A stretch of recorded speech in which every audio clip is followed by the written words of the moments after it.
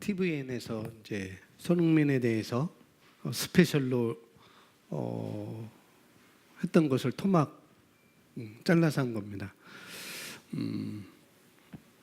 아마 유튜브에 많이 올라 있습니다. 이제 유튜브에 많이 올라 있고, 하나는 한 친구는 우리가 잘 알고 있는 그 손흥민이라는 우리나라 축구 선수, 지금 영국에 가 있고, 또 하나는 영국의 축구 선수였었는데 이제는 은퇴를 한 앙리라는 은퇴한 전 축구 영국 국가대표, 그리고 모나코의 감독으로 있었던, 나이는 한 10살 차이 나는데 영어니까 반말해도 되는 것 같아요. 시작을 어느 식당 고깃집에 가서 이제 10년 차이 나는, 10년 뭐 더 차이 나겠죠. 그렇게 차이 나는 축구 선수, 영국의 아주 유명한 축구 선수, 식사를 하면서 그 앙리가 젓가락질을 잘하니까 나보다 더 잘하는 것 같다라고 이렇게 얘기할 때 앙리가 하는 말이 있습니다. 뭐냐면은 나는 항상 내가 지금 있는 곳에서 적응하려고 노력한다. 있는 곳에서 적응하려고 노력한다는 것. 그래서 젓가락질 하나도 지금 내가 누구를 만나고 있고 누구 어디에 있는지 거기에 대해서 하나 그냥 있는 것이 아니고 적응을 하려고 한다는 거죠. 저는 이것을 제가 보면서 새로운 피조물의 안에 있는 우리들이 어떤 삶을 살아야 되는지 그걸 한번 봤어요. 그러면서 손흥민, 소니죠. 소니라는 이 친구가 내가 독일에 있을 때 내가 그랬던 것 같다. 내가 너가 말한 것처럼 내가 있는 곳에서 적응을 하려고 노력했던 것. 그때는 내가 16살 때 독일에 갔지만은 아마 그때 내가 그렇게 한 것 같다라고 이렇게 얘기를 해요.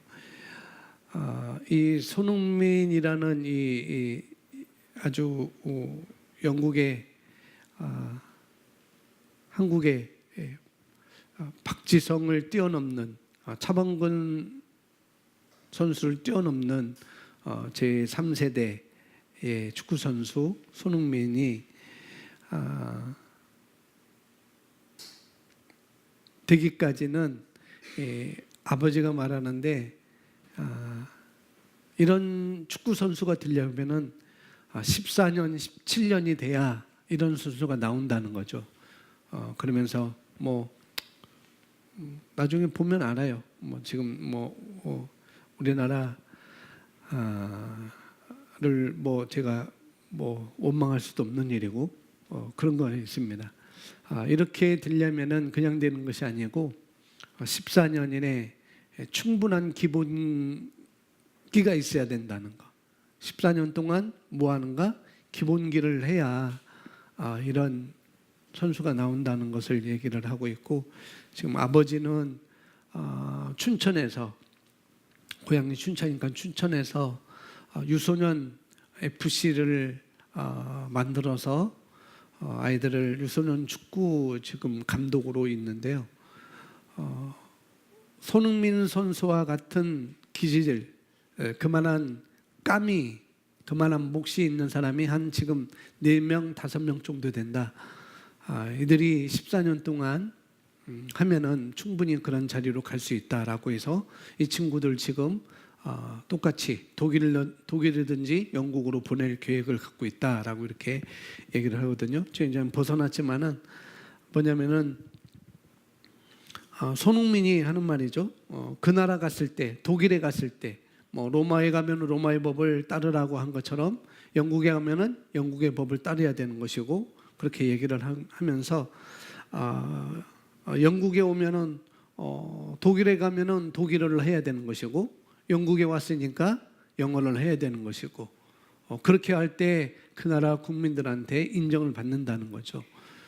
그러면서 그 나라에 갔을 때 그 나라의 언어를 배운다는 것은 그 나라에 대한 존중이라고 이렇게 자막에 나옵니다. 우리가 새로운 피조물, 하나님의 흑암의 나라에서 건져내서 우리가 사랑의 아들 나라로 우리가 옮겨졌습니다. 저는 그렇게 봐요. 그래서 우리가 새로운 피조물의 계시의 언어, 영으로 기능하는 것, 믿음으로 말하는 것, 말씀에서 말하는 것을 내가 말하는 것은 바로 그 나라에 대한 존중이라는 거죠. 그 나라에 대한 존중. 그러면서 나는 배우고 있다는 것을 보여주게 되는 중요한 것 같다라고 이렇게 얘기를 합니다. 그렇게 생각하고 독일에서 그렇게 많이 그걸 느꼈다는 거죠. 그래서 독일에 갔을 때는 아침에 우리나라의 라이스 밥을 먹지 않고 빵을 먹는 것, 문화를 해야 되고 아주 지독하게 그렇게 했다고 이렇게 얘기를 하잖아요. 그러면서 토트넘에 처음 입사했을 때 손흥민의 영어 실력 아주 작게 이렇게 더듬더듬거리고 그랬을 때 지금 토트넘에 같이 뛰는 델리알리 우리 조카하고 비슷해요. 우리 그 항선이라는 조카하고 너무 비슷해가지고 제가 항선이라고 이름을 줬는데 델리알리가 하는 말이 정말 흥민이가 영국에 처음에 왔을 때 토트넘에 입단했을 때 정말 영어 실력은 못했다. 정말 못했다. 그러면서 이렇게 얘기를 합니다. 그런데 흥민이 영어 실력이 그리 좋지는 않았다. 그런데 흥민은 계속 노력했다는 거죠. 계속. 그러면서 사실 그게 중요한 거라고. 우리가 이 복음을 알고 있음에도 불구하고 우리가 그 나라에 들어와 있음에도 불구하고 우리가 어떻게 해야 되는가? 자꾸 말씀을 공부하고 이 복음을 의의 말씀을 우리가 공부하는 것이 중요하다는 것이죠. 처음에는 못할 수도 있어요. 낯설고 못할 수도 있고 혀가 안 돌아갈 수 있고 우리가 영어를 하는 것처럼 그래서 우리는 지금 말문트기를 1년의 과정을 지금 쭉 하고 있잖아요. 우리 아이들이 말문트기예요. 그냥 말을 할 수 있는 거. 아주 손흥민이 그랬던 것 같아요. 그러면서 두 번째 1년 후에 손흥민이 토트넘의 대표를 선수를 대표해서 유럽 챔피언스 리그 기자회견을 할 때 아주 영어 실력은 아주 1년 전과는 다르게 아주 유창하게 기자회견을 대표로 나가서 기자회견할 정도로 이렇게 노력해서 바뀌어진 것을 볼 수가 있습니다. 그래서 앙리가 식사하면서 조언을 해주는 거죠. 뭐라고 하냐면은 팬들이 진짜 마음을 여는 순간은 어느 때인가. 제가 알아보니까 이 선수가 이 나라와 구단의 문화에 적응하려고 이 나라의 문화에 적응하려고 정말 노력하는구나라는 것을 느낄 때 그 선수를 인정한다는 거죠. 우리도 마찬가지죠. 우리가 하나님 나라 하나님 왕국에 우리가 들어와 있는데 바로 믿음의 선진들이 우리를 어떻게 볼 것인가 그런 걸 또는 저는 살펴봤어요. 정말 이 새로운 문화에 이 새로운 피조물의 문화에 우리가 적응하려고 노력하는 것 그런 말씀을 공부하는 것이고 방언으로 말하는 것이고 그런 거겠죠. 그러면서 손흥민이 내가 독일에 있을 때 많은 사람이 나를 그렇게 좋아했던 이유는 바로 그거였던 것 같다 라고 이렇게 말합니다. 그래서 마지막에 앙리가 이렇게 말합니다. 프리미어 리그에 들어오면 어디겠어요? 새로운 피조물의 계시 안에 우리가 들어왔으면 흑암의 권세에서 우리를 건져내서 하나님의 사랑의 아들 나라로 우리가 옮겨졌는데 저는 그렇게 이제 우리가 거기 들어왔습니다. 들어왔다면은 이제 새로운 언어를 배워야 하고 새로운 생활 방식에 적응해야 된다는 거. 그럴 때 압박감은 항상 있을 수 있다는 거죠. 외부의 압박감이 있을 수도 있고 내 자신에서 내 혼에서 나오는 압박감도 있을 것이고 그럴 때 그 압박감을 이겨내는 최고의 방법은 손흥민처럼 하는 거라는 거죠. 열심히 하는 것. 열심히 하는 것. 그 경기를 잘하고 열심히 하는 것. 그 다음에 골을 넣는 것. 그게 전부라고 이렇게 말합니다. 경기를 잘한다는 것은 우리가 믿음의 선한 싸움을 싸워가는 거라고 이렇게 말을 바꿀 수 있고, 열심히 하는 것은 적극적으로 우리가 말씀에 훈련하는 것이고, 골을 넣는 것은 바로 그 말씀을 우리가 훈련해서 내 삶에 실제화하는 것. 그것을 저는 그렇게 봤습니다. 그게 전부라는 거죠. 내가 그렇게 말씀을 내가 공부하고 내 것으로 만들 때 그것은 내게 올 수밖에 없다는 것. 짧은 2분 26초의 영상이지만은 제게는 굉장히 중요한 영상이었습니다. 그래서 여러분들 프리미어 리그에 인정받기 위한 소니의 노력, 새로운 피조물로서 우리가 살아가는데 인정받기 위한 나의 노력, 이렇게 바꿔도 되겠습니다. 자, 오늘 우리가 나누는 말씀은 새로운 피조물, 역시 새로운 피조물의 태도 가운데 영혼 구원에 대한 태도입니다. 그래서 뭐 좀 떨어지면은 태도가 모든 것을 결정한다고 말하죠. 그래서 흥민이도 그런 거예요. 손흥민 선수도 바로 그겁니다. 태도가 모든 것을 결정한 것. 내가 독일에 갔을 때 어떤 태도를 내가 갖췄었고, 내가 영국에 갔을 때 어떤 태도를 갖췄는지, 그것이 모든 것을 결정한다는 거죠. 모든 압박이 있었지만은, 야유가 있었지만은 거기에 주눅들지 않고 내 할 일을 열심히 하는 거죠. 축구도 물론 잘하는 것도 있지만은 그 나라 문화를 내가 그 나라의 언어를 말해내는 것. 왜냐하면 이 태도라고 하는 것은 우리가 혼적인 영역의 정보들을 혼적인 영역에 많은 정보들이 아무리 말이 많이 들어있어도, 내가 지식으로 갖고 있어도 결국 그것에 어떤 방향에 미치느냐는 영위하는 거라는 거죠.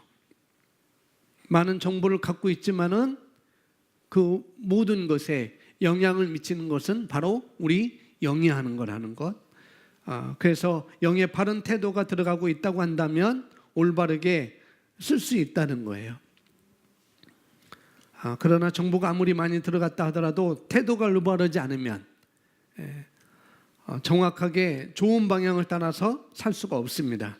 그래서 태도가 매우 중요한 거라는 거죠. 태도가 중요한 거. 그러니까 태도가 나쁘면은, 태도가 그렇게 좋지 않으면은 존중도 사라져요. 존중감도 사라지고, 또 신뢰도 사라지고, 또 말씀을 듣는데도 안 들려집니다. 이 태도가 안 좋으면은 존중도 없고, 신뢰도 사라지고, 그 다음에 말씀을 듣는데도 안 들려지고, 또 다른 생각이 많이 일어나게 되죠. 그런 것입니다. 그래서 우리가 정말 하나님 말씀 안에서 우리 자신을 우리 속사람 안에 견고히 세우지 않으면은, 말씀을 내 속사람 안에 견고히 세우지 않으면은 계속 우리가 보이는 것에 의해서 움직이게 될 수밖에 없습니다. 그래서 태도가 정말 중요하다는 거죠. 지난주에 이런 말이 있어요. 어떤 아이가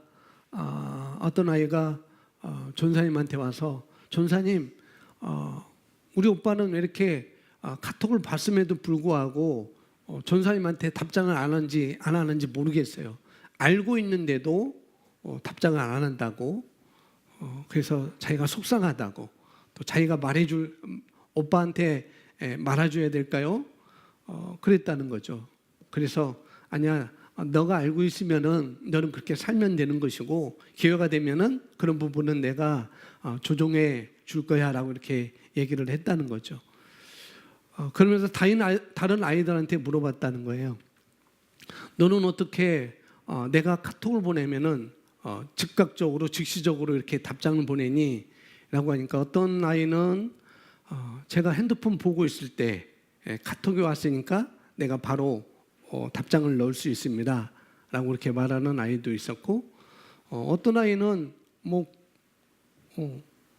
그건 당연한 거죠, 그건 마땅한 거죠 라고 말하고, 어떤 아이는 너는 왜 이렇게 답장을 빨리 보내니? 라고 하니까 저는 전도사님에게 오는 카톡에 뭐예요?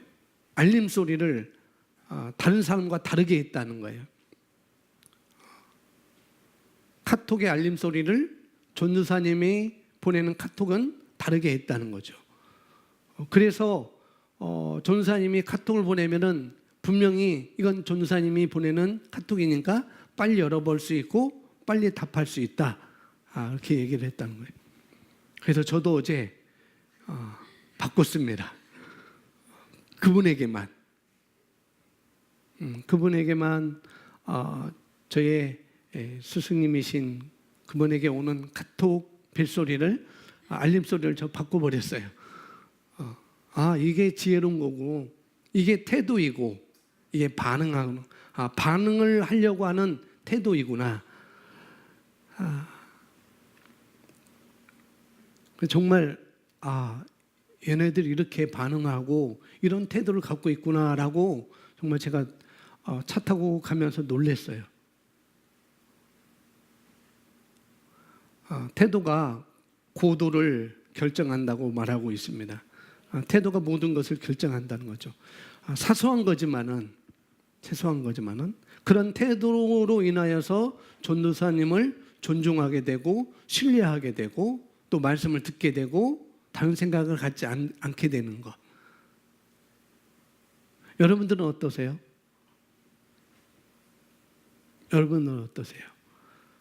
물론 잘들 하고 계십니다. 그러나 일부는 또 그렇지 않은 경우도 있고, 제가 오늘은 왜 안경 썼냐면은 여러분들이 너무 눈이 부셔가지고 제가 안경 안 쓰면 안 될 것 같아가지고 오늘 안경 썼습니다. 여러분들이 말씀으로 사는 그 모습이, 발광하는 모습이 너무 빛나가지고 제가 안경을 쓸 수밖에 없었어요. 농담 아닙니다. 진짜 그렇습니다. 그래요. 그런 것입니다. 우리 초등학생들과 중학생들의 그런 태도고 반응이었습니다. 여기 있는 아이들.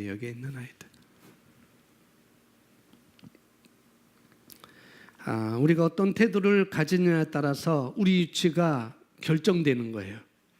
그래서 그런 태도를 보고 이 아이를 그 자리에 넣을 수도 있고 뺄 수도 있고, 그런 반응에 따라서 얘는 이 자리에 넣어도 되겠구나, 이런 자리에 함께 할 수 있겠구나라고 분명히 위치가 결정되는 것이죠.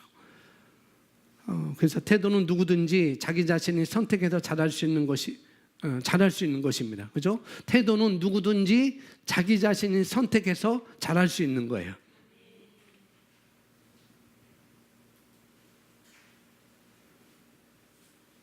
어떤 아이는 똑같은 카톡의 알림 소리지만은 그 태도를 자기가 선택했어요.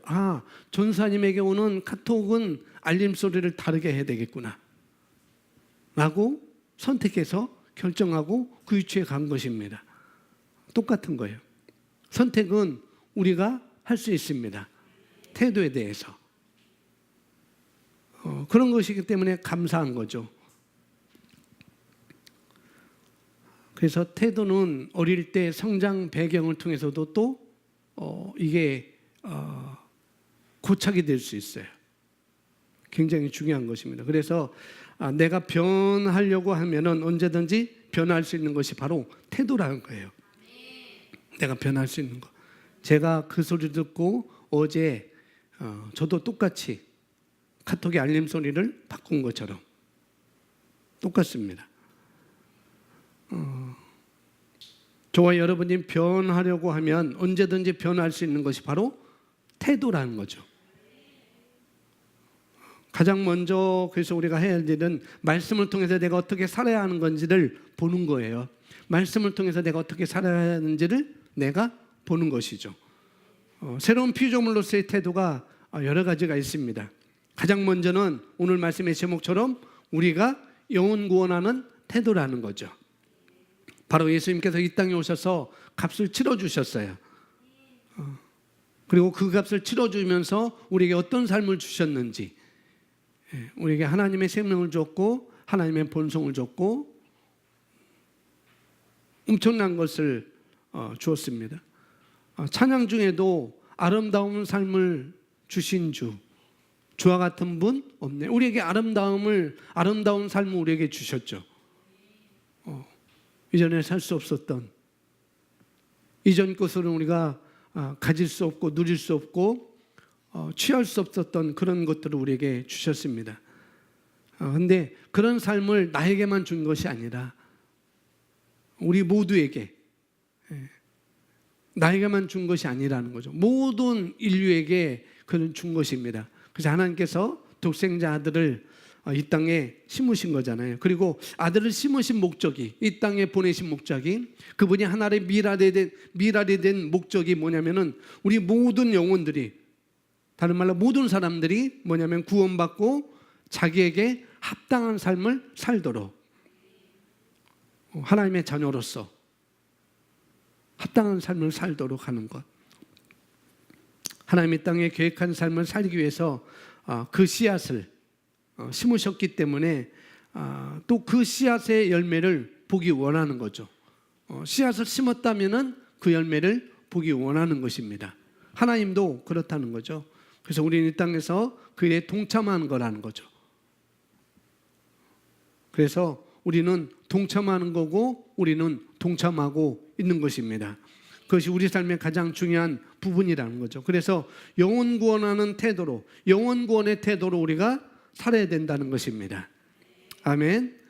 우리가 항상 의식해야 되는 것은 우리가 왕국에서 기능하고 있다는 것, 우리가 왕국의 대사로 기능하는 것을 우리가 의식하는 것이고, 왜냐하면 다른 사람들이 우리를 지켜보고 있기 때문에, 불신자들이 지켜보고 있고 다른 교인들이 우리를 지켜보고 있어요. 그래서 우리가 하나님께 가까이 가는 계기도 될 수도 있고 또 멀어지는 계기도 될 수가 있는 것입니다. 이런 걸 우리가 항상 알아야 되겠죠. 자, 보시겠습니다. 오늘 말씀.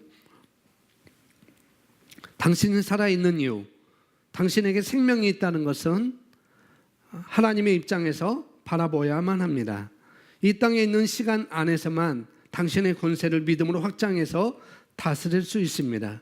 그래서 발전해야 합니다. 당신이 사는 것은 주님께서 당신을 통하여서 하시고자 하는 주님의 연장인 것입니다. 우리가 사는 것은, 저와 여러분이 사는 것은 주님께서 우리를 통하여서 하시고자 하는 주님의 연장이라는 거죠. 그래서 요한복음 13장 15절에서 내가 너에게 한 일을 너에게 보여준 것은 너희도 그렇게 할 수 있도록 내가 본을 보여준 거야 라고 이렇게 예수님이 말씀하고 있어요. 제자들한테, 우리한테. 그것이 하나님의 뜻입니다. 영혼 구원의 태도는 항상 당신이 주님을 사랑하기 때문에 시작되는 것이기에 주변 영혼들에 대한 사랑하는 것이 영혼 구원인 것입니다. 영혼 구원의 태도라는 거죠. 오늘 말씀은 존중하는 삶에 대해서 존중하는 삶의 책에 보면 이것이 나와 있습니다. 바로 그거는 거죠. 우리에게 생명이 있다는 이유, 저와 여러분에게 생명이 있다는 이유, 지금도 숨쉬고 있다는 이유, 내가 왜 살아있지? 그리고 내가 아직도 우리가 살아야 되는 이유, 왜 살아야 되지? 그것은 불신자들의 구원, 또 불신자들의 영혼을 좌우하는 선택과 직접 연결되어 있다는 거죠. 나만이 아니라 지금 불신자들의 구원과 그들의 영혼과 직접 연관되어 있다는 거죠. 그래서 우리가 알아야 되는 것은 우리 인생에 어떤 우리 삶이 있습니다. 우리 삶이 있어요. 그것을 최 목사님께서 이렇게 말씀해요. 한 편의 드라마와 같다. 우리 인생은 드라마와 같다는 거죠. 그래서 내 삶은, 내 드라마는 내가 주인공인 것이고, 여러분의 드라마는 여러분이 주인공이라는 거죠. 그러니까 여러분의 삶은 여러분이 주인공이라는 거예요. 내 삶은 내가 주인공인 것이고, 누가 살아주는 것도 아니고 누가 해주는 것도 아니에요. 여러분이 해나가야 되는 것입니다. 그런데 그 드라마의 각본을 쓴 분은 따로 계시다는 거죠. 우리가 어떻게 살아야 될지, 어떤 삶을 살아야 될지, 내가 누구이고 무엇을 가지고 있고 무엇을 할 수 있는지 모든 시나리오를 쓴 분은 따로 있다는 거죠. 그게 누구 계세요? 하나님 아버지. 그래서 저의 드라마의 주인공은 저인 것이고, 여러분의 드라마의 주인공은 여러분인 것입니다. 그리고 다른 사람들은 모두 여러분의 드라마에 출연하는 조연들이에요. 다른 사람들은. 이 드라마의 시나리오를 쓰고 감독하고 연출하시는 분은 하나님이시고 그런 것입니다. 그래서 그분의 계획대로 내가 출연했다가 내가 끝나고 나면 퇴장하면 되는 것입니다. 내 드라마는 내가 출연했다가 내가 퇴장하면 되는 거예요. 드라마가 끝나면은 다 퇴장합니다. 그죠? 한 편의 드라마가 끝나면은 다 퇴장하게 돼 있어요. 내 삶의 드라마도 그렇다는 거죠. 저는 퇴장하기 싫어요. 그럴 수 없는 거예요. 다 우리는 살다가 다 퇴장하게 돼 있어요. 이 땅에서 퇴장하게 돼 있습니다. 이 육신을 벗을 때가 있다는 거죠.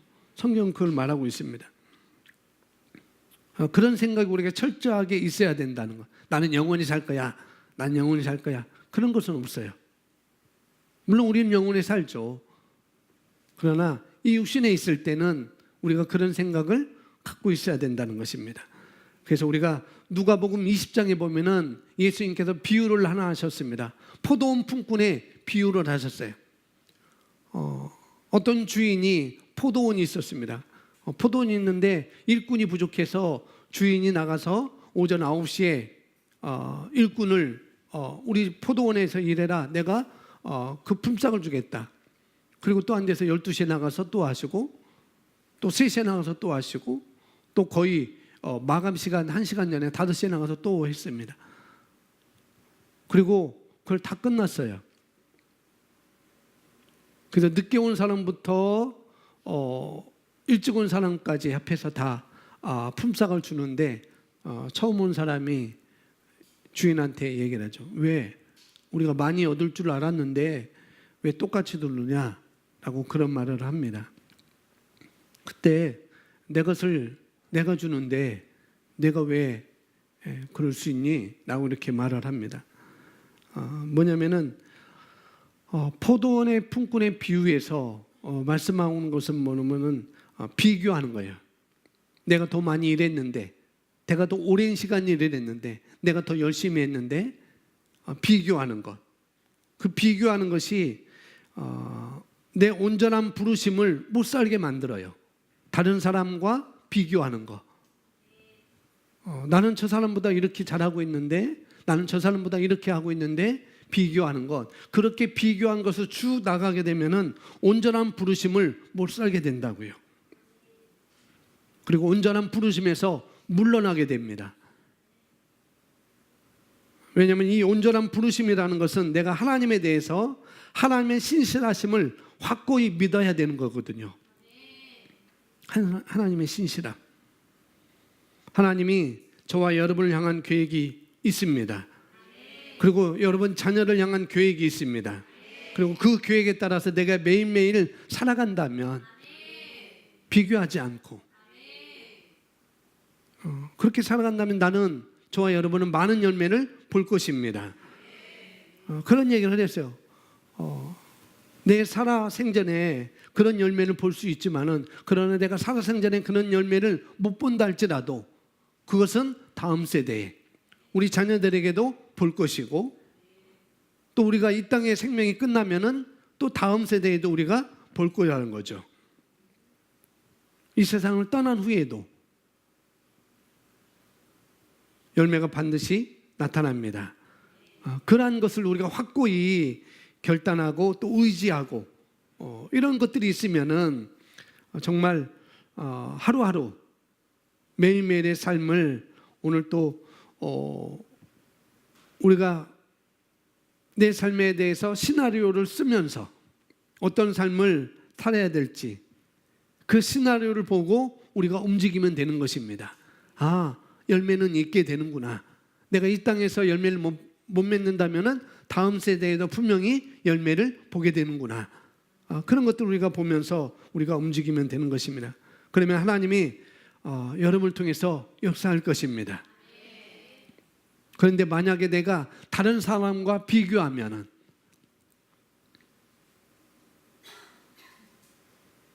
그리고 그 일에 대해서 내가 기뻐하지 않는다면 비교하고 또 그 일에 대해서 내가 기뻐하지 않으면은 그것은 성령께서 우리를 사용할 수가 없는 거죠.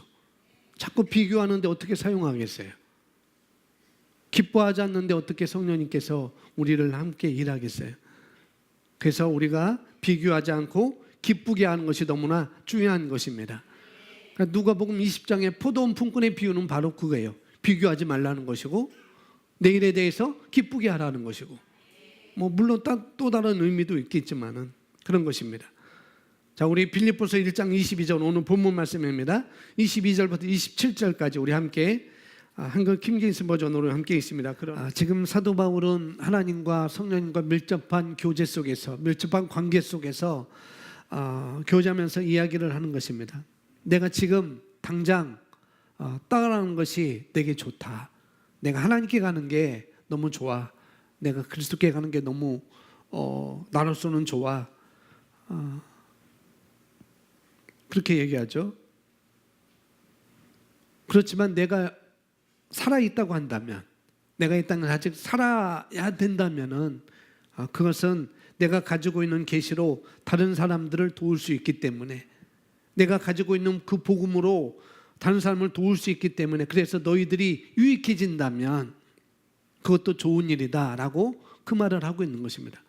떠나는 것이 좋으나 하나님께 지금 내가 들림을 받아서 가는 게 좋지만, 그러나 내가 가지고 있는 이 복음을 통해서 다른 사람들을 더 유익하게 한다면, 너희들 유익하게 한다면 내가 더 살아야 될 이유가 있는 거지. 그 말을 하고 있는 것이에요. 그래서 이렇게 얘기하면 27절에 오직 너희의 행위가 그리스도의 복음에 합당하게 되게 하라. 그래서 사도 바울이 남아있는 것도 뭘 위해서? 복음을 위해서 남아있는 것이고, 또 가야 된다면 복음을 위해서 가는 거라는 거죠. 그래서 너희 행위가 그리스도의 복음에 합당하게 되게 하라.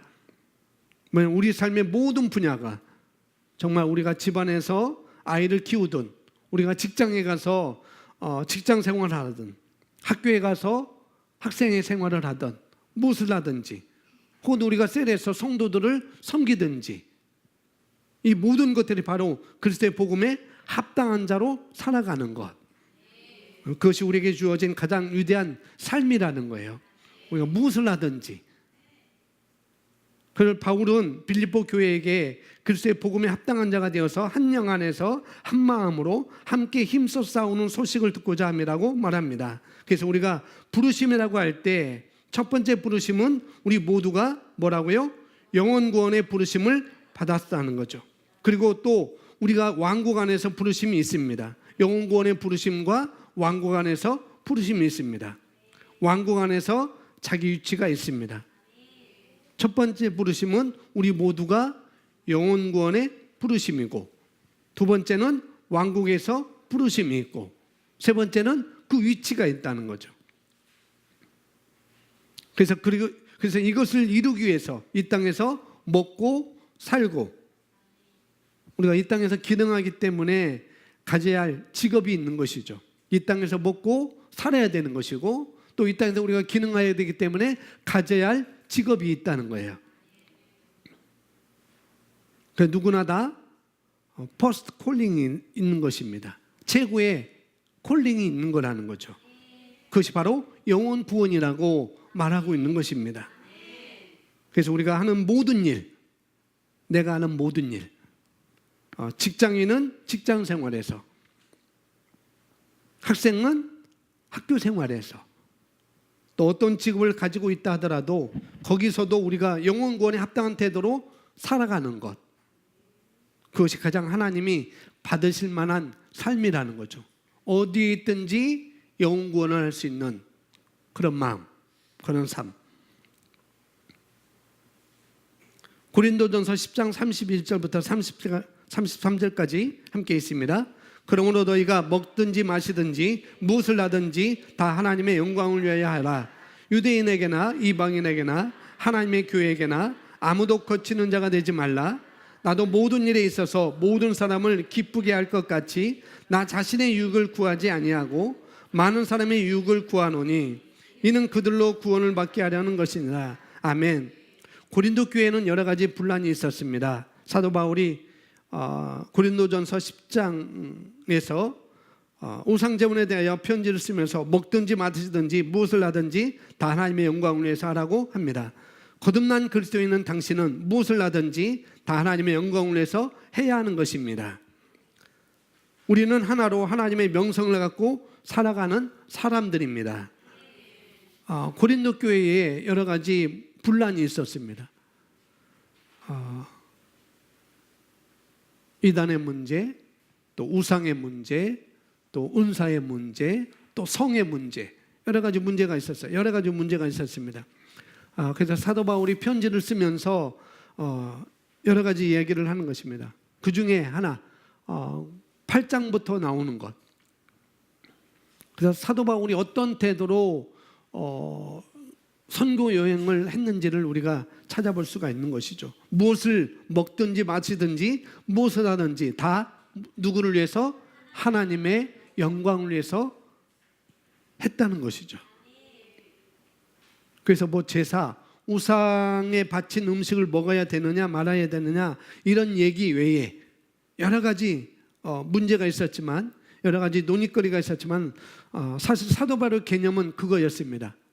뭐냐면은 음식 자체는 그것이 누구한테 바쳤든 그것은 상관이 없다는 것을 말하고 있는 것이죠. 그러나 그 사람들 안에서, 그 사람 심령 안에서 10장을 잘 보면은 양심이라고 썼습니다. 양심에 관한 문제인 것이지 그것 때문에, 그렇지만은 그것 때문에 또 판단받지 말라라고 이렇게 말하고 있어요. 너희가 먹는 것으로, 우상의 제물을 먹는 것으로 너희가 판단받지 말아라. 내 양심에도 그렇고 다른 사람에게도 그렇고. 그래서 사도 바울은 사실 그것은 먹는 것이 문제가 아니야. 본질이 뭔지 너희가 알아야 되지 않겠니? 라고 말하는 것입니다. 그래서 32절에 유대인에게나 이방인에게나 하나님의 교회에게나 아무도 거치는 자가 되지 말라. 뭐냐면은 다른 사람의 수준을 생각해서 안 먹고 절제하는 것이 더 좋다는 것이죠. 지금 고린도 교회의 우상의 제물에 대해서 이걸 먹어야 되는가 말아야 되는가라는 그런 논쟁이 있었어요. 사도 바울이 그것을 듣고 뭐라는가 하면 32절에 바로 그거라는 거죠. 다른 사람의 수준을 생각해서 너희가 안 먹는 것이 좋은 거야. 그걸 먹기로 절제하는 것이 더 좋다고 이렇게 얘기를 했습니다. 왜냐하면 나는 먹을 만한 믿음이 있어요. 이건 먹어도 괜찮아. 이건 먹어도 괜찮아.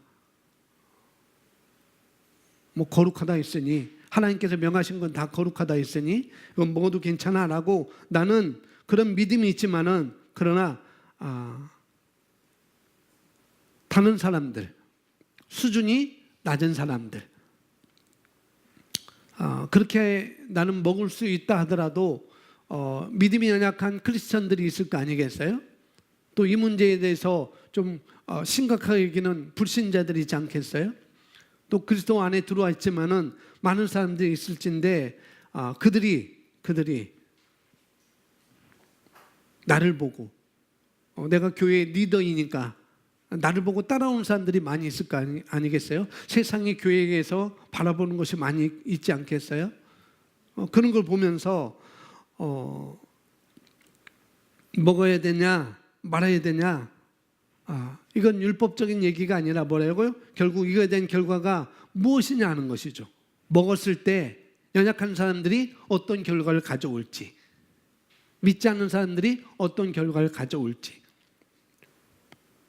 이런 것에 대해서 우리가 모든 사람들에게 다 설명해 줄 수 없기 때문에 그냥 바라보는 사람이 나를 바라볼 때, 불신자들이 나를 바라볼 때, 믿음이 약한 자들이 나를 바라볼 때, 그래서 결국 우리가 무엇을 하든지 다 하나님의 영광을 위해서 하는 것입니다. 먹을 때 그것이 하나님의 영광을 위해서 한다고 한다면은 먹어야 되겠지만은 하나님의 영광이 아니야라고 하면은 우리가 먹지 말아야 되는 것이고 절제를 해야 된다는 것을 말해주고 있는 것이죠. 결국 우리가 무엇을 하든지 다 하나님의 영광을 위해서 하는 것입니다. 실제적으로 목사님, 나는 종교에 자유가 있는데, 우리 그리스도인은 자유가 있는데 내 마음대로 하는데 누가 뭐라고 그럽니까? 라고 말할 수 있겠지만은, 그러나 이런 말은 절대 할 수가 없는 거예요.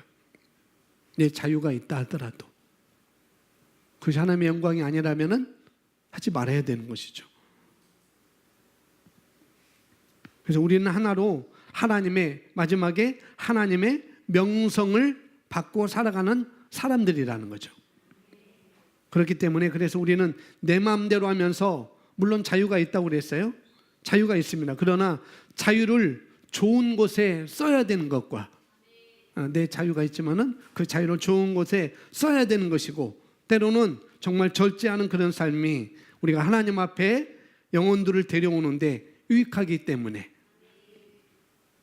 우리가 영혼 구원하는 태도를 가지고, 그래서 빌립보서 1장 27절에 한 마음으로 함께 싸우고 복음을 위하여 우리가 하나 돼서 복음을 위하여 우리가 함께 싸우라라고 이렇게 말하고 있습니다. 이것이 바로 하나님 보시기에 정말 아름다운 거라고 말할 수 있습니다. 또한 우리가 아무리 강조해도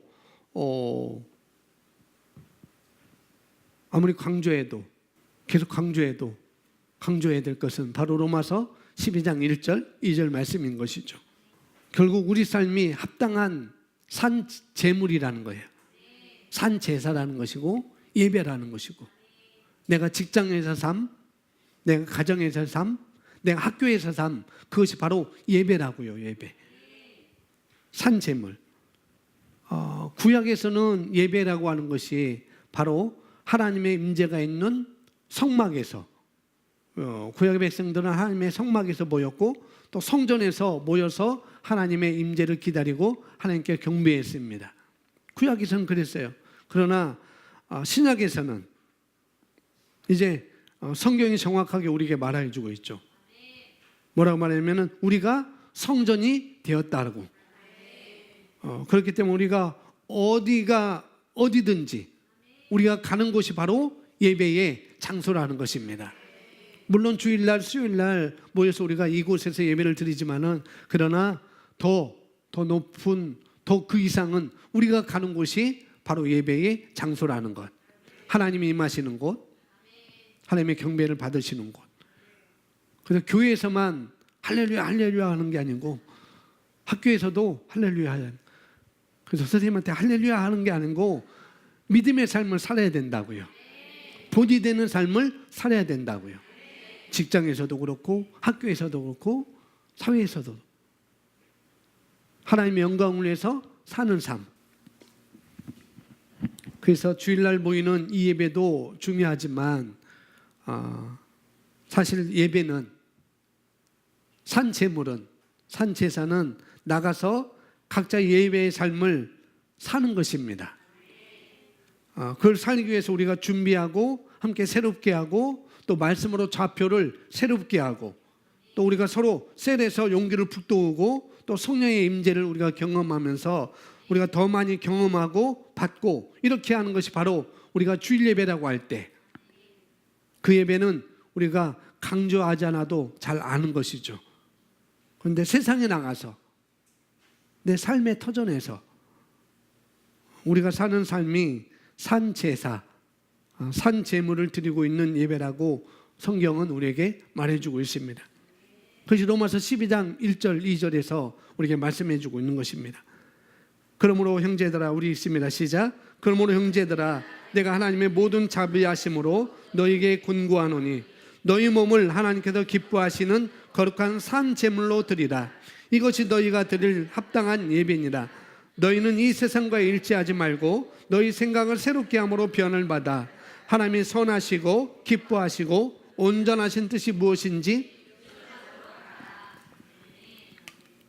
세상을 따라 살지 말고, 그리고 우리 생각을 바르게 해야 합니다. 생각을 새롭게 하고 변을 받아서 선한 뜻 가운데 살아가고 기뻐하는 뜻 가운데 살아가고 온전하신 뜻 가운데 살아가는 그런 삶을 살라고 말씀하고 있습니다. 세상에서는 예수님을 안 믿는 사람들, 꼭 예수님 안 믿는 사람들뿐만 아니라 어떤 사람이 세상의 풍조를 따라, 세상의 문화를 따라, 또 세상의 지혜, 꾀를 따라서 계속 선택을 하죠. 세상의 풍조를 따라서, 문화를 따라서, 세상의 지혜를 따라서, 꾀를 따라서 선택합니다. 그런데 복음을 듣고 우리가 다시 거듭나서 새 생명 가운데 살아가는 우리들은 세상을 따라가지 말고, 다른 말로 세상을 따라가면 안 된다는 거예요. 세상을 따라가게 되면은 요한계시록 3장에서 나오는 바로 라오디아 교회 같이 되는 것이죠. 주님께서 이 라오디아 교회에게 말씀하시는데 본인들은, 라오디아 교회 교인들은 아무 문제가 없다고 생각했어요. 아무 문제가 없다고.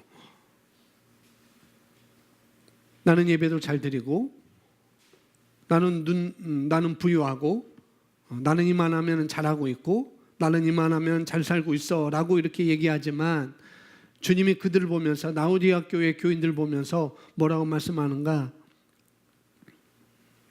내가 보기에는 너는 눈도 멀었어. 영적인 눈도 멀었어.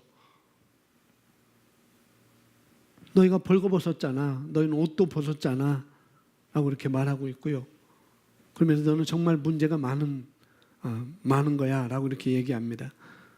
그래서 우리가 세상과 일치하지 말고, 라오디아 교회는 바로 세상을 따라가고, 세상 문화를 따라가고, 세상의 지혜를, 세상의 꾀를 따라갔던 교회였습니다.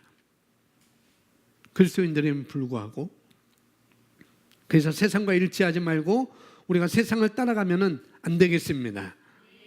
그리고 우리의 생각을 새롭게 해야 된다라고 말씀하고 있어요. 가장 먼저 우리가 생각이 변하는 것입니다. 생각이 변화를 받아서 내가 선한 뜻 가운데 살 수 있고, 왜냐하면 우리 속 사람이 변해야 밖이 변한다고 했으니까. 그래서 생각을 새롭게 하고 변화를 받아서 내가 선한 뜻 가운데 살 수 있고, 그 다음에 주님을 기쁘시게 하는 뜻 가운데 우리가 살 수 있고, 그 다음에 가장 완벽한 뜻 가운데 살 수가 있다는 것. 그 다음에 삶에서 내가 하나님의 뜻을 실행하고 입증하고 살아가는 삶, 우리가 그런 삶을 살아가야 되는 것이죠. 그걸 말하고 있습니다.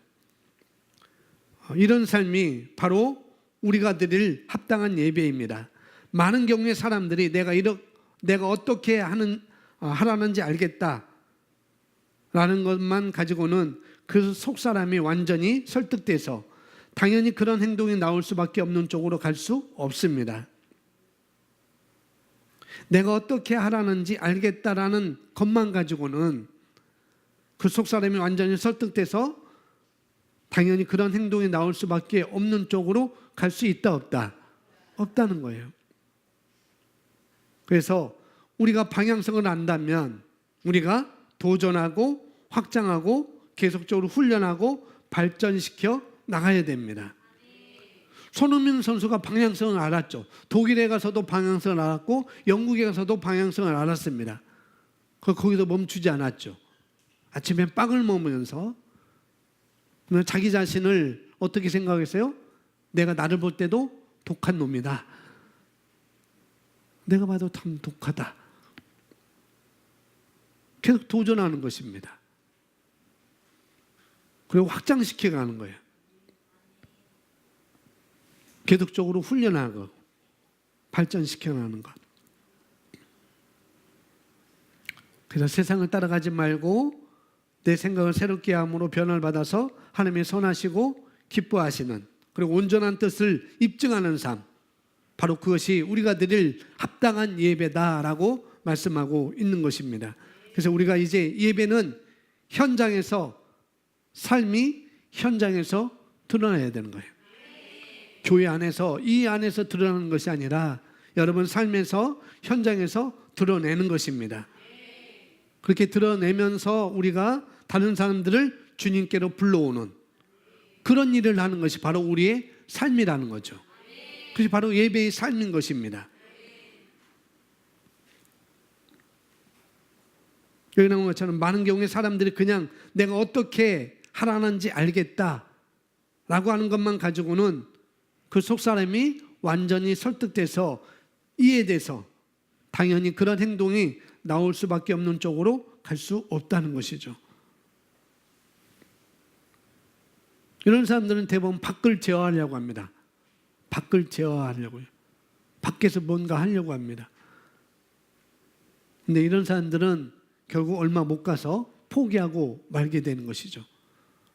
밖을 제어하려고 하면은 얼마 못 가서 포기하게 됩니다. 그런데 안에서, 내 심령 안에서 내가 영으로 하나님의 말씀으로 말미암아 안에서 영이 스트롭돼서 고착이 돼서 연결돼서 그쪽으로 방향을 정한 사람은 한두 번 실패한다 할지라도 어떻게 해요?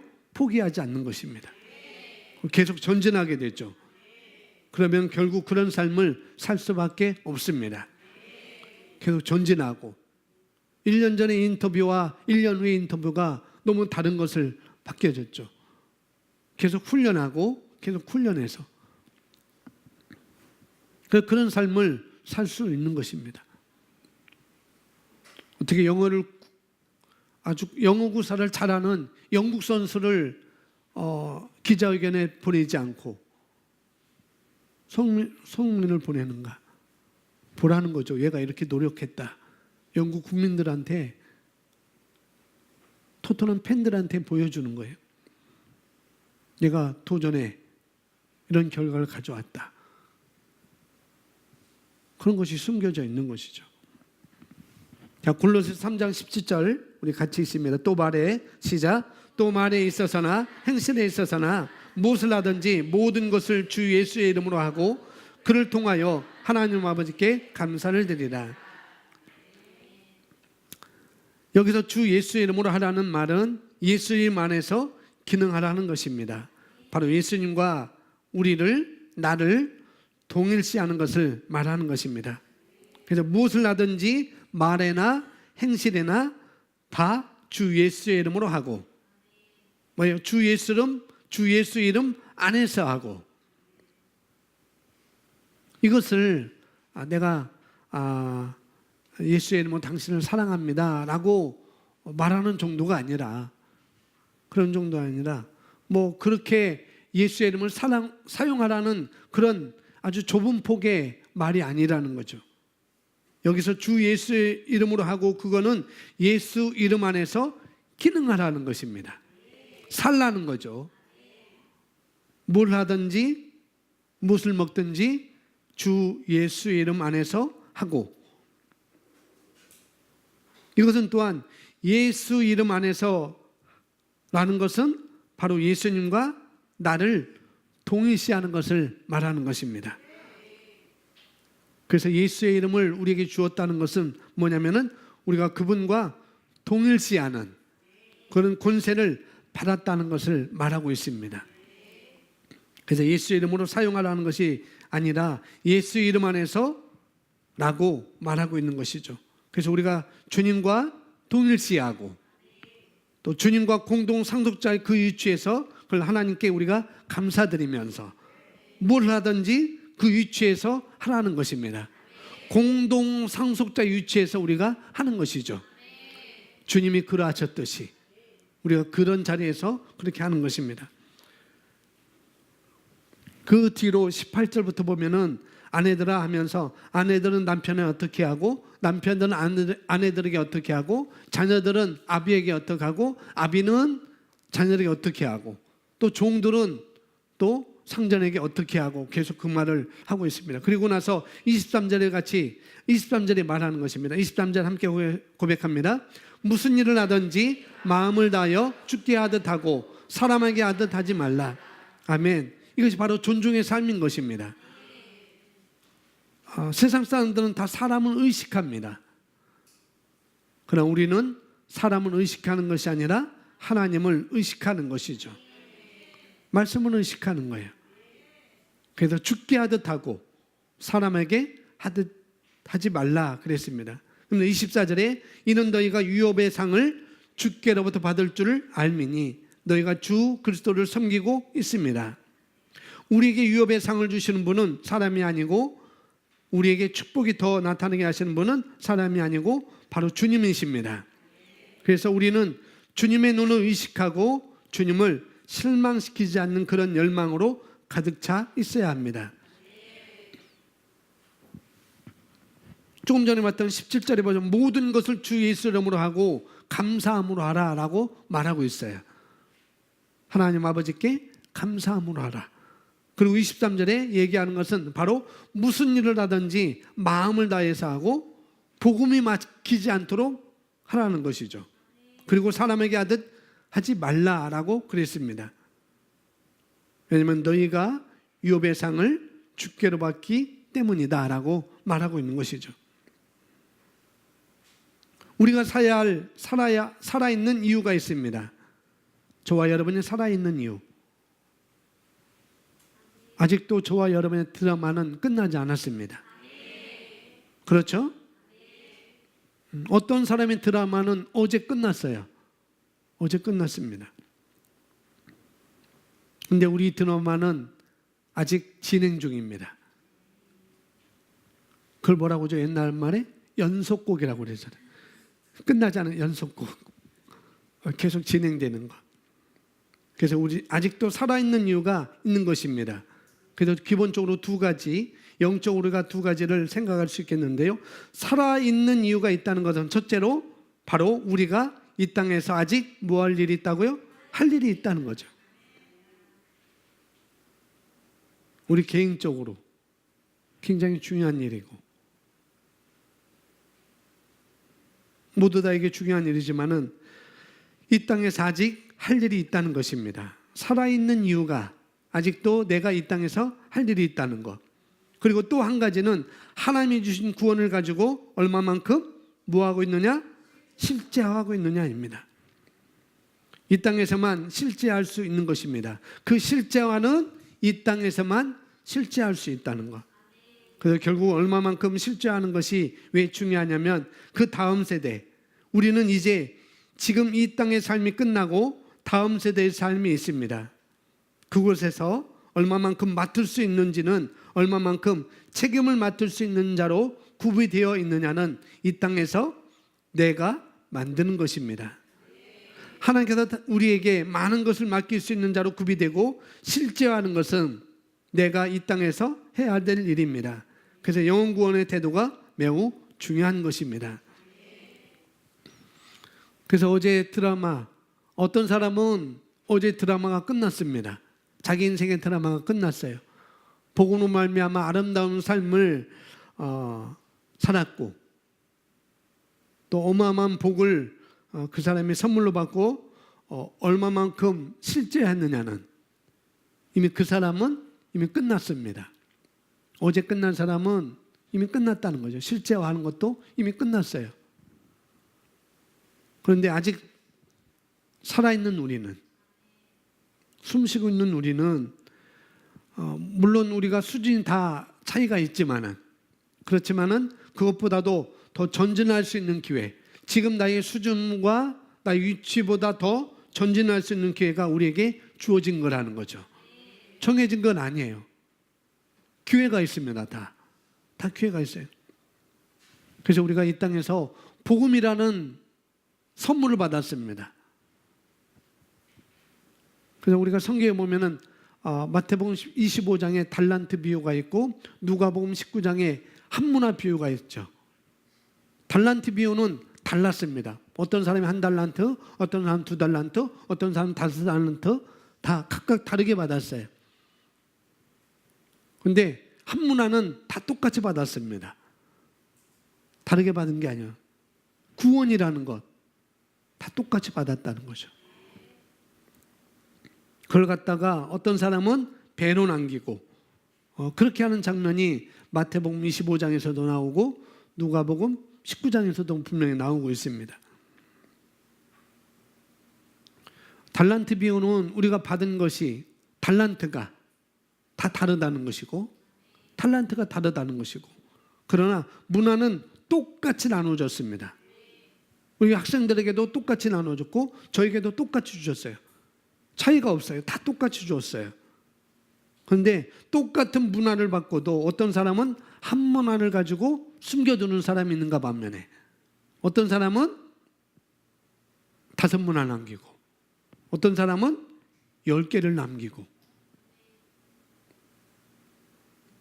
그래서 한 문화 비유는 우리가 구원이라는 어마어마한 축복을 받았다는 것을 말해주고 있습니다. 그러니까 우리가 이런 구원을 받았는데 근데 그것을 얼마만큼 실제화했느냐 내 삶에서 그걸 말하고 있는 것이죠. 구원이라는 복음이라는 것을 하나님의 생명이라는 것 다스릴 수 있는 권세 선택할 수 있는 권세 살 수 있는 권세 통치할 수 있는 권세 이런 것도 우리가 받았음에도 불구하고 내가 살아있는 지금에 그걸 어떻게 내가 실제하느냐 그건 이 땅에서 우리가 해야 되는 것입니다. 그래서 왜 실제화하는 것이 왜 중요한 건가? 할 일이 있고 그 다음에 그 일을 가지고 우리가 실제화하는 것. 왜 실제화가 중요하냐면은 우리가 다음 세대 뭐냐면은 지금 이 땅의 삶이 끝나고 다음 세대의 삶이 우리에게 있습니다. 그렇죠? 우리는 다음이 기다리고 있어요. 근데 그 삶이 우리는 놀고 먹는 삶이 아니라는 거죠. 띵가띵가 하는 삶이 아니에요. 천국 가서는 띵가띵가 하는 것으로 우리가 많이 들었었는데 그렇지 않다는 거죠. 내가 10골 권세를 다스릴 수 있는 내가 권세 줄게. 내게 10골 권세, 내가 5골의 권세를 5골을 다스릴 수 있는 권세를 내가 줄게. 통치할 수 있는 권리. 근데 그것에도 놀고 먹는 것이 아니라 일한다는 거죠. 일한다. 그러면은 여기서도 일하고 거기서 일하라니 정말 죽겠다. 그게 아니고요.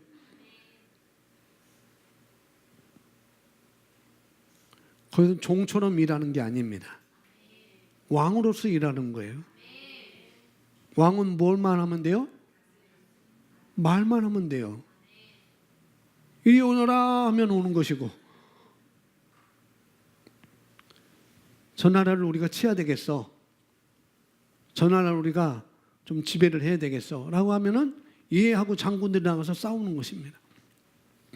일한다는 것이 땀 흘리면서 애쓰면서 고생하면서 거기서는 그런 일하는 그런 개념이 아니에요. 거기는 말로써 왕의 자리에서 왕의 권세로서 우리가 다스리는 것이죠. 근데 거기서 얼마만큼 내가 맡을 수 있느냐, 내가 얼마만큼 거기서 책임을 질 수 있느냐, 책임을 맡을 수 있느냐, 그런 자로 구비되는 것은 바로 거기가 아니라 이 땅이라는 거죠. 그래서 우리가 살아야 될 이유가 있는 거예요. 할 일이 있는 것이고 실제화될 이유가 있는 것입니다. 그런 모든 것은 우리가 이 땅에서 만드는 것입니다. 그래서 이 땅에서 만약에 정말 주님이 말씀하셨듯이 예화로 비유로 말씀하셨듯이 내가 만약 이 땅에 많은 것을 실제화했으면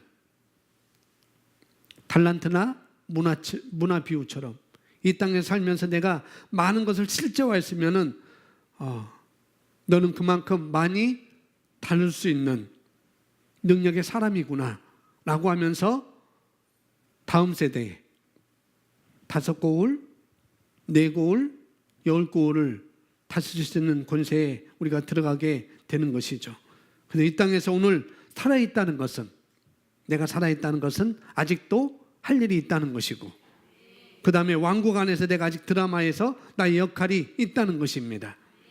그 다음에 또 한 가지는 뭐예요? 내가 아직도 구원에 실제화하고, 이 구원을 내 삶에서 실제화하고, 이 어마어마한 구원을 받고서도 겨우 주변에 보면은 이 어마어마한 구원을 받고 받았음에도 불구하고, 우리 주변에 보면은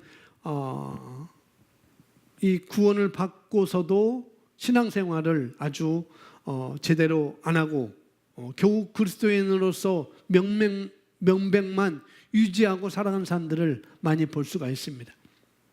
그냥 교회 왔다 갔다 하고 예배 시간 되면 예배 시간 돼서 오고, 그런 그리스도인의 명백만 유지하다가 가는 사람들, 또 그런 사람들은 정말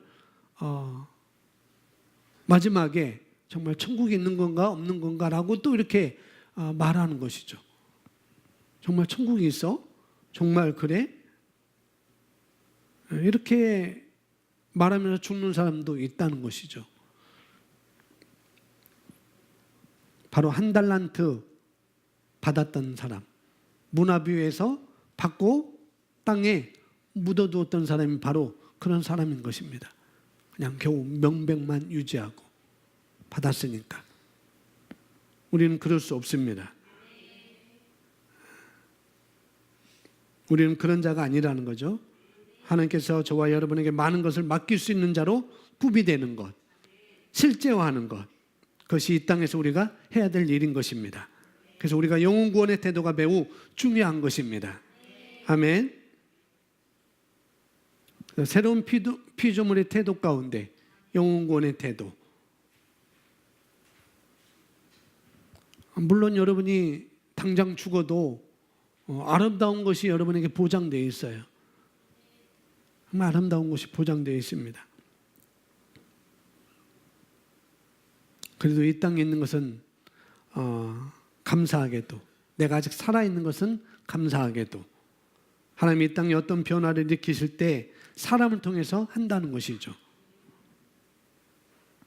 물론 마귀도 마찬가지입니다. 이 땅에 어떤 변화를 하나님께서 이루실 때는 사람을 통해서 하셔요. 근데 마귀도 똑같다는 거죠. 하나님의 말씀, 이 의의 말씀을 믿고 기능하는 사람이 많으면 많을수록 이 땅에 하나님의 영향력은 더 커질 거예요. 그렇죠? 우리 교회도 마찬가지고, 이 말씀으로 기능하는 사람이 많으면 많을수록 이 말씀의 기능은 더, 영향력은 더 커질 것입니다. 반대로 우리가 하나님의 말씀을 살지 못하고, 또 의인들이 별로 없어서, 이 말씀으로 기능한 사람이 별로 없어서 또 악인들이 득세하는 사회가 된다면, 그럼 마귀가 마음껏 조종할 수 있는 그런 상태가 되어버리고 마는 것이죠. 그래서 우리가 이 땅에 살아있는 것은 너무나 귀한 것입니다. 이 땅을 살아가는 동안 2가지 방향인데, 첫째, 우리가 새로운 피조물로서 우리가 완전히 거듭났지만 성장의 그것을 실천하고 밖으로 나타내고, 우리가 많은 것을 다스리는 자로 훈련되고 그리스도의 형상을 모든 면에서 우리가 인격뿐만 아니라 그리스도의 형상을, 그분의 라이크니스, 그런 모든 것들을 우리가 뭐예요? 인격뿐만 아니라 능력이나 모든 면에서 얼마만큼 우리가 나타내고 사느냐,